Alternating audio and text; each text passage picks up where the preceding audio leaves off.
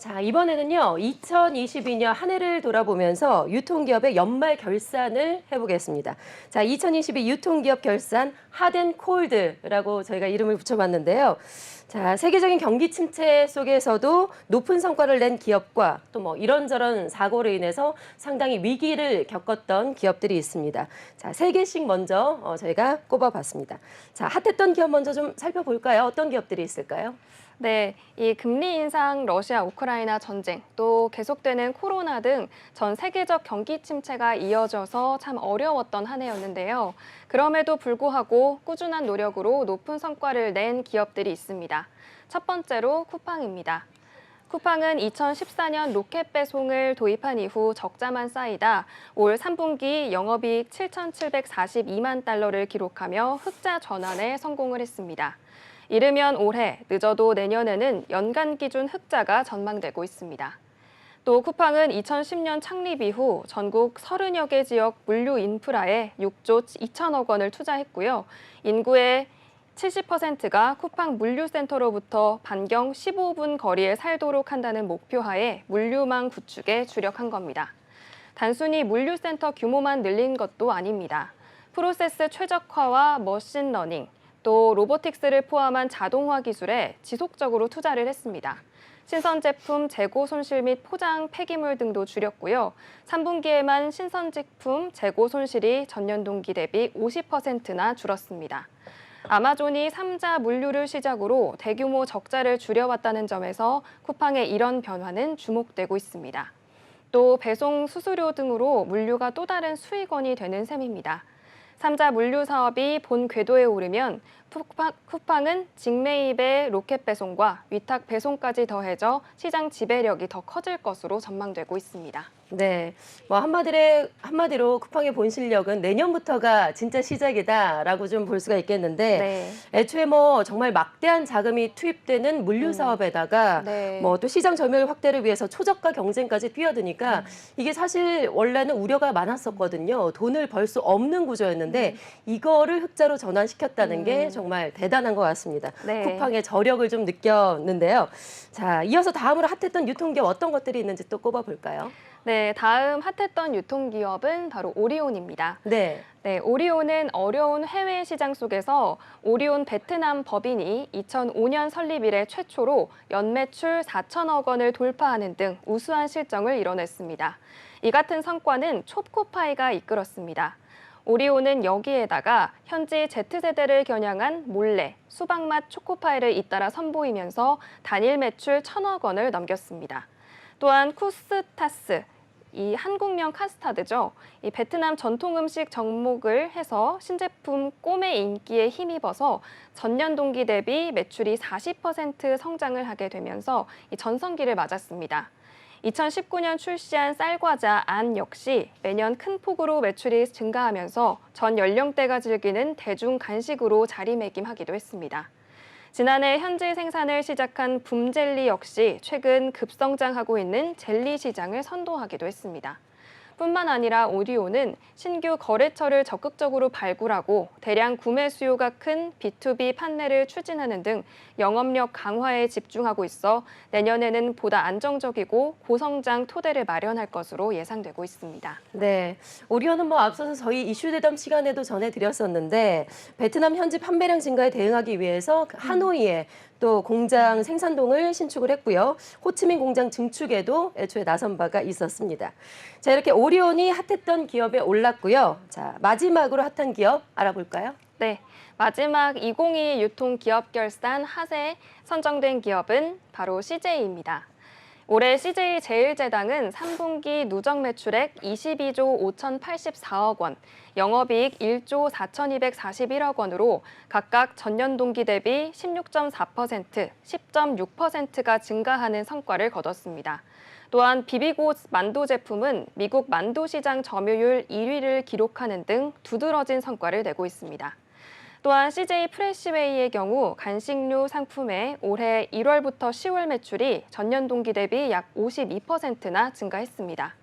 CJ 올리브영은 최근 2022 올리브영 어워즈에서 90초 만에 티켓 2만 장이 매진될 만큼 인지도와 인기가 엄청나게 높았습니다.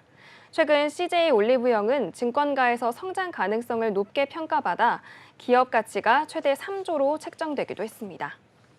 자, 이렇게 올해 유통업계는 그 어느 때보다도 정말 다사다난했던 한 해를 보냈는데요. 그럼에도 불구하고 좋은 성과를 낸 기업들이 이렇게 많았습니다.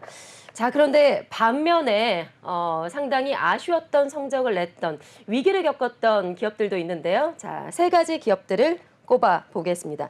자, 바로 첫 번째 기업은 저도 여기를 꼽았었어요. 네, 바로 SPC입니다. 네, 먼저 SPC 삼립은 사실 호재로 출발을 했습니다. 예. 이 포켓몬빵은 2월 출시 후에 약 40여일 만에 1,000만 개가 팔렸기 때문입니다. 포켓몬빵은 5월까지 2천만 개가 팔리며 가속도를 붙이더니 월 1,000만 개 페이스가 하반기까지 이어졌습니다. 승승장구하던 SPC였지만 하나의 악재가 모든 호재를 덮었습니다. 지난 10월 SPC의 계열사인 SPL에서 직원 사망 사고가 발생했기 때문인데요. SPC 계열 SPL 제빵 공장에서 20대 근로자가 사망한 사건이 발생한 이후 샤니 제빵 공장에서 손끼임 사고가 나는 등 안전관리 부실로 불매운동 역풍을 맞기도 했습니다. 최근에는 그룹 총수인 허영인 회장이 배임 혐의로 불구속 기소까지 되는 등 엎친 데 덮친 격으로 악재가 계속해서 이어졌습니다. 이에 따라 SPC그룹은 과연 2023년에 실적을 방어해낼 수 있을지 관심이 모이고 있습니다. 2022년 3분기 말 누적 기준 SPC 삼립은 매출액 2조 4,232억 원이고요. 영업이익은 603억 원의 실적을 기록했습니다. 그러나 이는 제빵 공장 사고가 발생하기 전까지의 실적으로 SPC 불매운동이 발생한 이후 실적은 2022년 4분기 실적에야 반영될 예정입니다. 네. 그리고 SPC는 아직까지 또 재판이 진행 중이기 때문에 네. 내년까지 뭐 어느 정도는 조금 이어질 것 같습니다. 자, 다음으로 2022년 유통결산 아쉬웠던 기업으로 사업 중단을 선언했었던 그리고 직원을 전원 해고하겠다고 나섰던 곳이었죠. 바로 푸르밀 짚어보겠습니다. 네.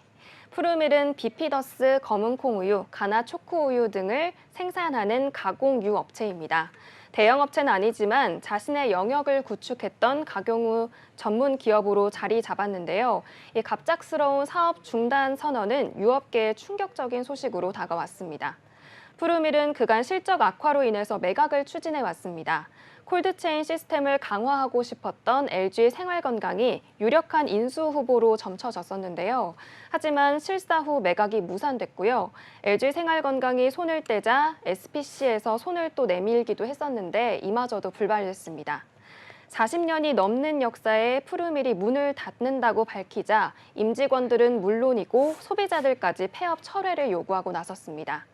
낙농가와 대리점주 협의회 또 화물기사들은 집단 시위에 나섰고요. 결국 폐업 선언 한 달여 만에 11월 8일 오너 이세인 신동환 대표가 사업 정상화를 선언했습니다.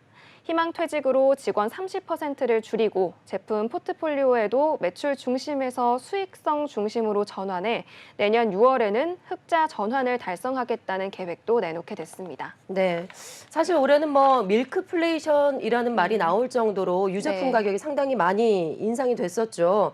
원유 가격 급등으로 어려운 회사가 폐업될 위기에 처하긴 했는데 네. 그래도 다행히 정리해고 사태는 막을 수가 있었습니다.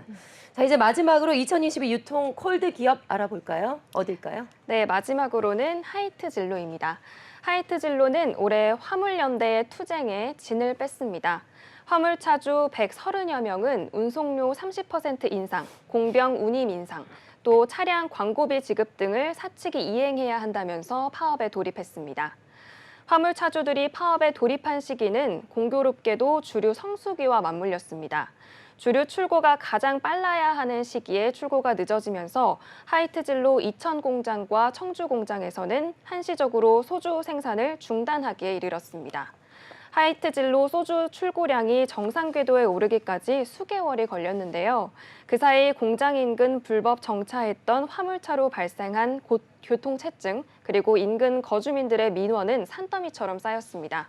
그럼에도 날이 갈수록 파업 수위는 심해졌고요. 화물연대는 하이트진로 본사까지 점거하게 됐습니다. 하이트 진로는 파업 적극 가담자들을 상대로 결국에는 법적 조치를 취하게 됐습니다. 서울 강남경찰서는 최근 화물연대 소속 조합원 48명을 특수 건조물 침입 및 업무 방해 혐의로 서울중앙지검에 넘긴 바 있고요. 또한 주류업계가 코로나 시기에 어려움이 굉장히 많았습니다. 아무리 홈파티가 활성화된다고 한들 이 외식으로 인한 주류 매출을 따라갈 수가 없었기 때문입니다. 코로나로 힘든 하이트 진로에 화물연대 파업까지 엎친 데 덮친 격으로 버거운 한 해를 보낸 기업으로 선정됐습니다.